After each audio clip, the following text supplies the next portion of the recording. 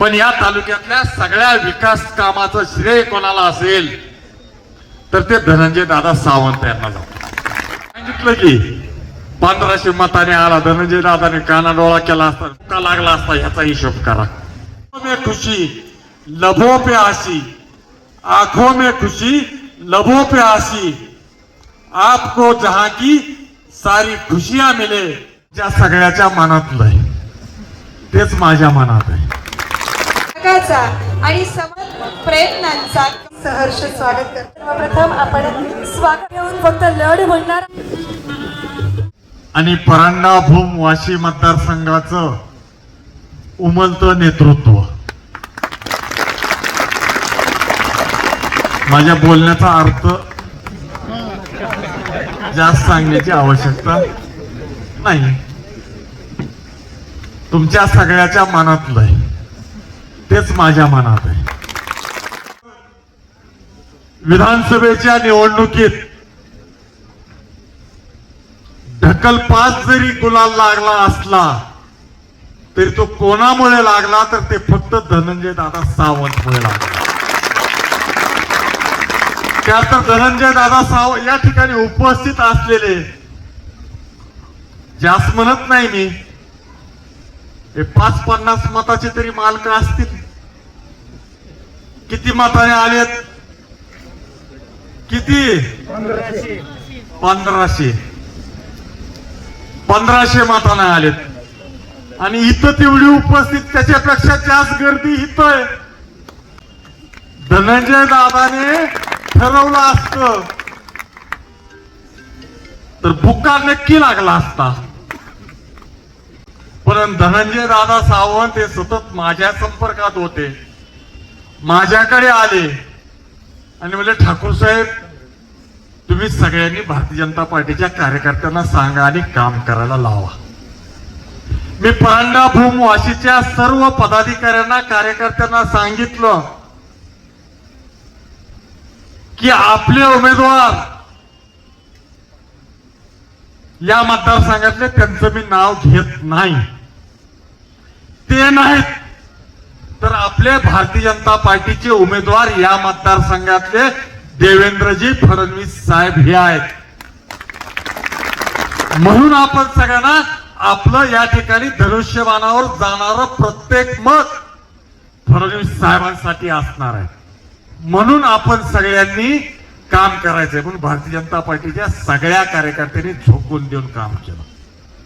खरं नंतर कोणीतरी म्हणलं भारतीय जनता पार्टीच्या कार्यकर्त्यांनी कामच केलं नाही.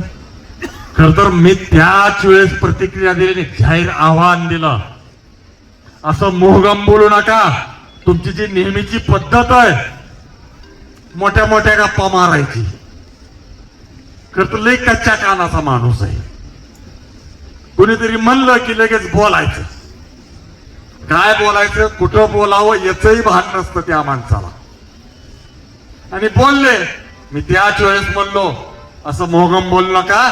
एका गावातल्या एका प्रमुख पदाधिकाऱ्याचं, कार्यकर्त्याचं नाव घेऊन सांगा याने काम केलं नाही, मी भारतीय जनता पार्टी सोडतो. इतक्या ठामपणे भारतीय जनता पार्टीच्या कार्यकर्त्यांनी काम केलं. खरं तर त्या माणसाबद्दल अधिकच न बोललेलं बरं. मतदारसंघात सुद्धा येत नाहीत.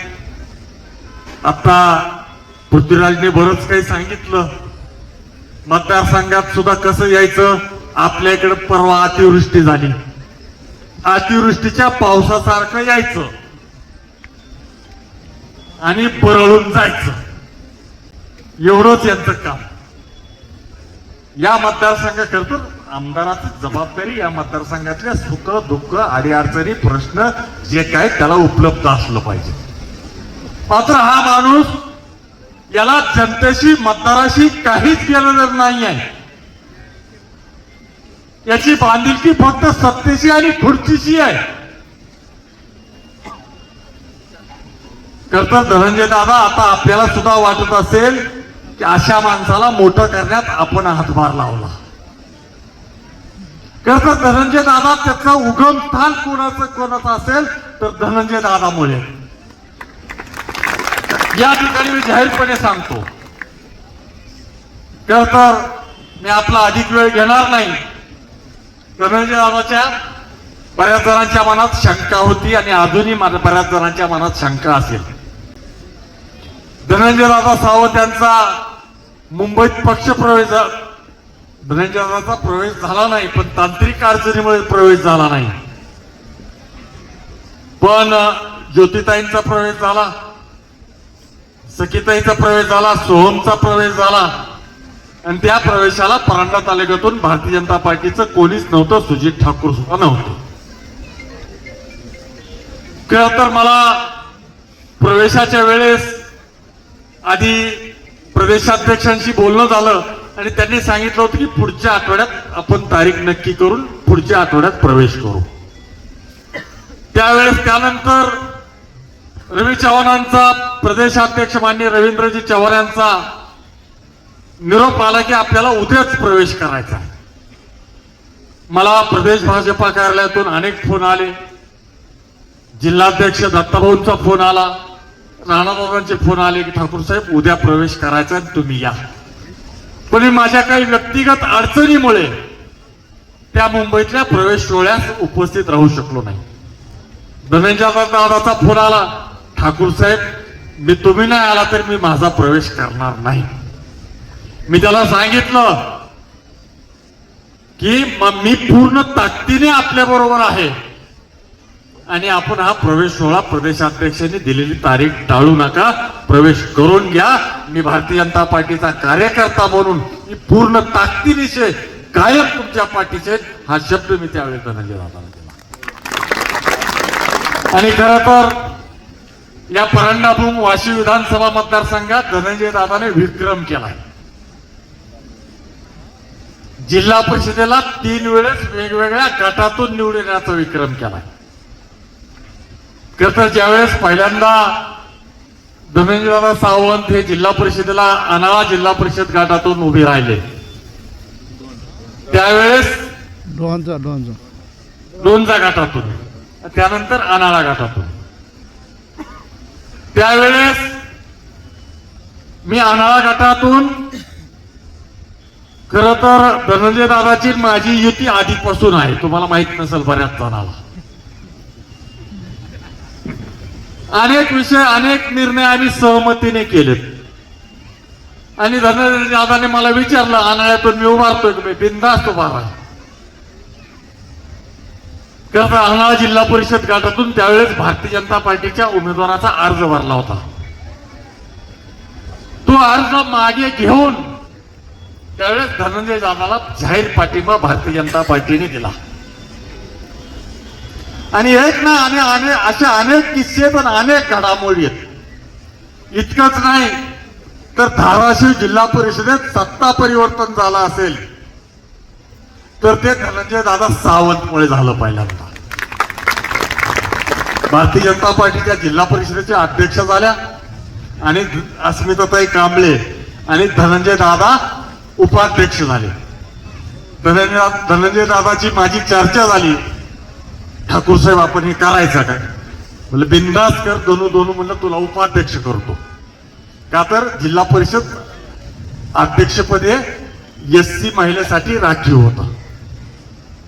आणि त्यावेळेस मी धनंजयला सांगितलं की मी तुझ्या पाठीशी आहे, मी तुला जिल्हा परिषदेचा उपाध्यक्ष करतो. आणि त्यानंतर आपण सगळ्यांनी पाहिलं, हे बऱ्याच जणांना माहित नसेल आज पाठीमागं काय घडलंय.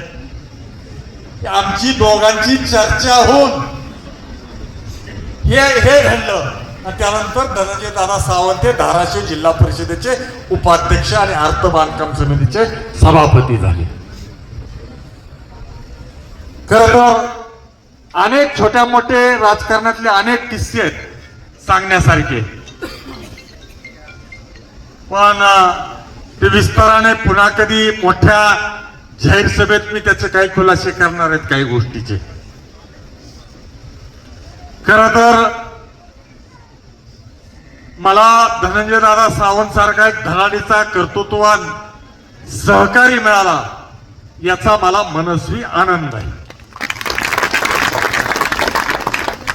आणि भारतीय जनता पार्टी चा आधार काय असेल तर तो सामान्य कार्यकर्ता हा भारतीय जनता पार्टीचा आधार आहे. आणि भारतीय जनता पार्टी ही सामान्य कुटुंबातल्या छोट्या कार्यकर्त्याला मोठं करणारी पार्टी आहे. आणि धनंजय दादा सावंत यांच्याकडे आज अनेक सामान्य माणसं मोठी केलेली धनंजय दादा सावंत मी पाहिलेली आहे. मी अनेक त्यांच्या राजकारणातल्या प्रवासातला अनेक गोष्टीचा घटनेचा मी साक्षीदार आहे.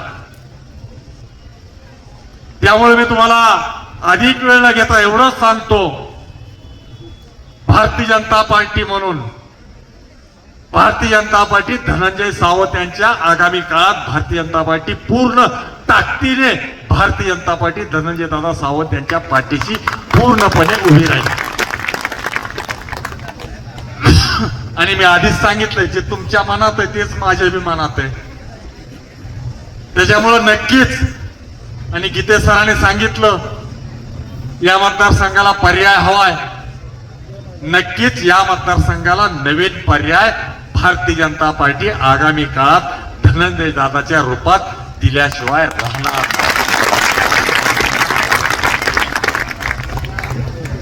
खरं तर सांगण्यासारखं खूप काही आहे. खरं तर या तालुक्याच्या विकासाचे अनेक प्रश्न जर कोणामुळे मार्गी लागले असतील, भले त्याचं श्रेय विद्यमानाला गेलं असेल किंवा तत्कालीन पालकमंत्र्याने घेतला असेल, पण या तालुक्यातल्या सगळ्या विकास कामाचं श्रेय कोणाला असेल तर ते धनंजय दादा सावंत यांना जातं. का तर त्यांनी फक्त यायचं आणि जायचं, करायचं काहीच नाही. जे काही करायचं या ठिकाणी या मतदारसंघात करायचं काम, प्रत्यक्षात कार्यकर्त्यात जनतेत मिसळून काम करायचं असं काय काम केलं असेल तर ते धनंजय दादा सावंत यांनी केलं. आणि खर तर त्या माणसाबद्दल न बोललेलं बरं. खरं आहे की नाही? कशाला काय आपलं कशाला तोंड त्याच्यासारखं करून घ्यायचं? त्याचं एक तोंड वाईट आहे म्हणून आपलं कशाला वाईट करून घ्यायचं? कशाला बोलायचं? सांगितलं की 1500 मताने आला, धनंजय दादाने कानाडोळा केला असता, भारतीय जनता पार्टीने कानाडोळा केला असता, तर इथं उपस्थित असलेल्या प्रत्येकाची 50-50 मतदार किती मताने पुका लागला असता ह्याचा हिशोब करा. त्यामुळे जास्त काही बोलायची गरजच नाही. कारकर सांगतात की सार सांगितला. करतरी सगळी माणसं सुज्ञ आहेत, त्यामुळे यांना जास्त सांगायची गरज नाही. त्यामुळे तुम्हाला सगळ्यांना सांगतो, तुम्ही सगळेजण भारतीय जनता पार्टीच्या आणि धनंजय सावंतच्या पाठीशी ताकदीने उभे राहा. प्रदेश भारतीय जनता पार्टीच्या वतीने मी तुम्हाला शब्द देतो, पूर्ण ताकदीने भारतीय जनता पार्टी आणि आम्ही सगळेजण धनंजय सावंतच्या पाठीशी उभे राहू. पूर्ण ताकदीने आणि पाठीशी राहू. त्यामुळं खरं राजकारणातला माझा स्वभाव तुम्हाला सगळ्यांना माहिती आहे. हा सुजित ठाकूर जे बोलतो ते करतो आणि जे करतो तेच सांगतो, फुकटच्या गप्पा मारत नाही. त्यामुळं आगामी काळात तुमच्या आमच्या मनातला संकल्प सिद्धीत जायचा असेल तर आपण सगळ्यांनी पूर्ण ताकदीने झोकून देऊन परांडाभूम वाशी मतदारसंघात तळागाळात जनसामान्यांची कामं, का तर केंद्रात भारतीय जनता पार्टीचं सरकार आहे, राज्यात भारतीय जनता पार्टीचं कणखर नेतृत्व, देवेंद्रजी फडणवीस साहेब मुख्यमंत्री आहेत. त्यामुळे प्रशासनातली तुमची कामं कुठलीच आणणार नाहीत, हा शब्द मी तुम्हाला देतो. त्यामुळं आपण सगळेजण धनंजय सावंत व्हा, आपण सगळेजण सुजित ठाकूर व्हा. त्यामुळे तुमच्या कुठलीही कामं आणली तर अर्ध्या रात्री आम्हाला हाक द्या, अर्ध्या रात्री आम्हाला फोन करा. तुमच्या कामाला आम्ही हजर असू. कुणी आर्य म्हणलं तर कार्य म्हणायची सुद्धा आमच्यात धमक आहे. त्यामुळे तुम्ही निश्चित राहा, आगामी काळात फक्त आणि फक्त या मतदारसंघात भारतीय जनता पार्टीचा काळ असेल.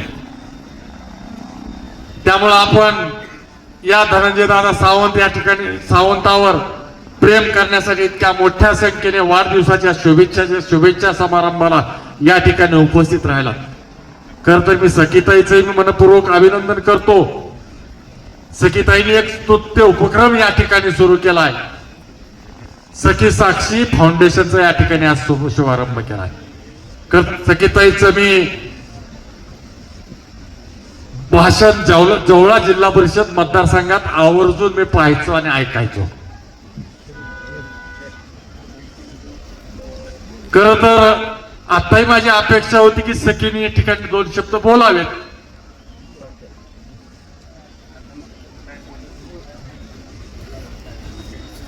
पण सखीत सुद्धा कर्तृत्व आहे, जनतेचे प्रश्न समजून घेण्याची क्षमता आहे आणि त्यांनी महिला माता भगिनीसाठी जे कार्य सुरू केलंय त्याच्या सहृदय माझ्या मनपूर्वक सखीताईला माझ्या शुभेच्छा आहेत. त्याचबरोबर सोहमने युवा जागृती फाउंडेशनचा शुभारंभ आज या ठिकाणी केला. मी सोहमचंही मनपूर्वक अभिनंदन करतो की या भागातल्या या मतदारसंघातल्या युवकांचे प्रश्न या युवकांना जोडण्याचं माध्यम हे युवा जागृती फाउंडेशन आगामी काळात ठरेल आणि या भागातल्या युवकांना रोजगाराच्या संधी या भागातल्या युवकांच्या प्रश्न सोडवण्याची संधी या युवा जागृती फाउंडेशनच्या माध्यमातून मिळेल यासाठी मी सोहमला मनपूर्वक शुभेच्छा देतो.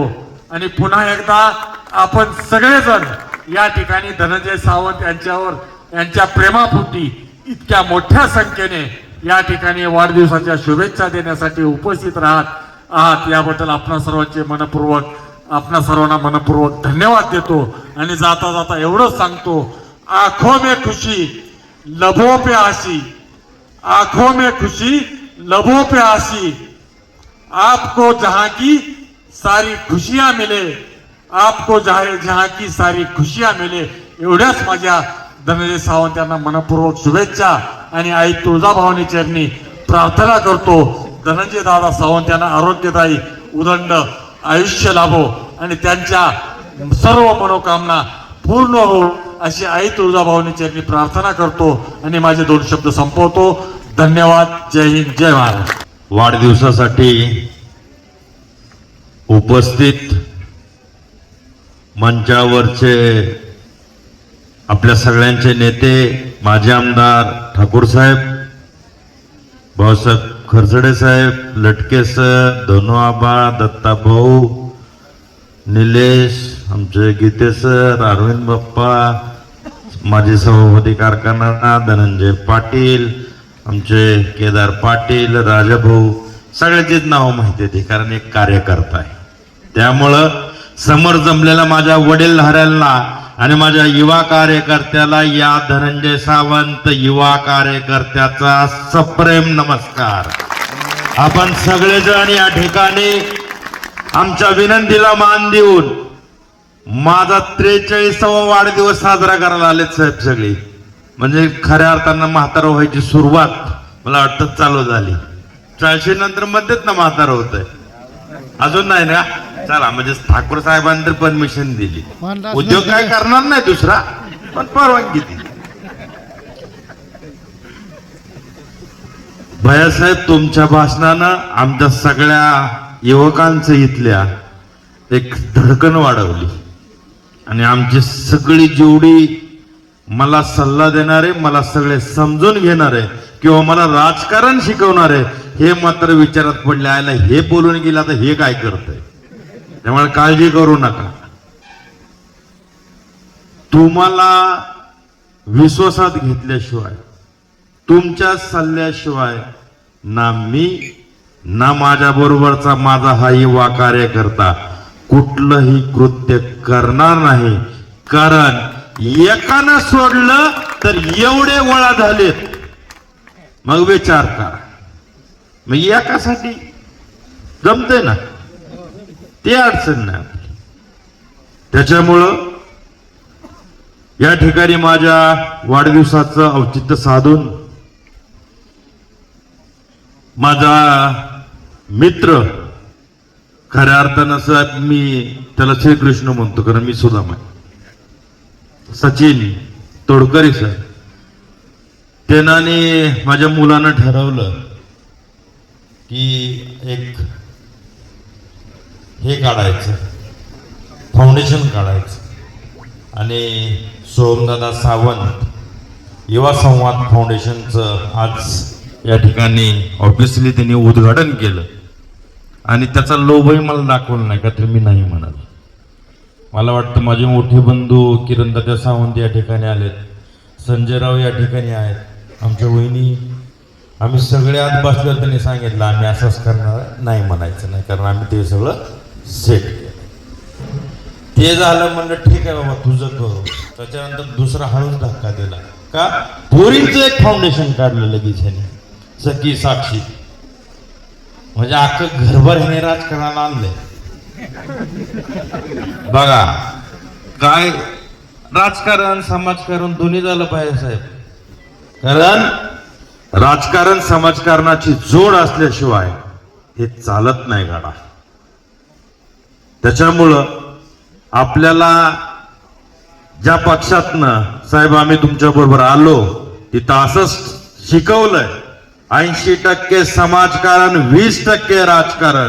त्याच्यामुळं या समाजकारणाचा वसा आणि वारसा घेऊनच मी माझी दोन्ही मुलं त्याच ताकदीनं तुमच्या सेवेत कायम तत्पर असू, एवढंच आजच्या प्रसंगी आपल्याला सांगतो. या ठिकाणी आपण सगळेजण आलात कारण हे वाढदिवसाचा आनंदाचा दिवस आजचा माझ्या कुटुंबासाठी आहे. मी कुणावर सगळे बोललेत, मला बोलायला काय अडचण नाही, कारण गोरराख्याचं पोरग आहे, तेवढं तर निब्बर आहे, बरोबर आहे. मग अशी कोणीतरी सांगितलं कुठे गेलं वस्तात, ते बारे बघा, कोणी काठी आणली, आता मग काय चापकाना हाणता का? त्याच्यामुळं आपण सगळेजण या ठिकाणी आलात, जे आशीर्वाद तुम्ही मला दिलेत त्याच्याबद्दल मी आपला मंचावरील सर्व मान्यवरांचा मनापासून ऋणी आहे, आभारी आहे. असंच माया प्रेम आपण माझ्यावरती माझ्या कुटुंबावरती ठेवावं, एवढंच मी आपल्या सगळ्यांच्या चरणी नतमस्तक होऊन परत एकदा आपल्या सगळ्यांच्या मनापासून आभार मानतो आणि मी माझ्या वाणीला विराम देतो. जय हिंद, जय महाराष्ट्र.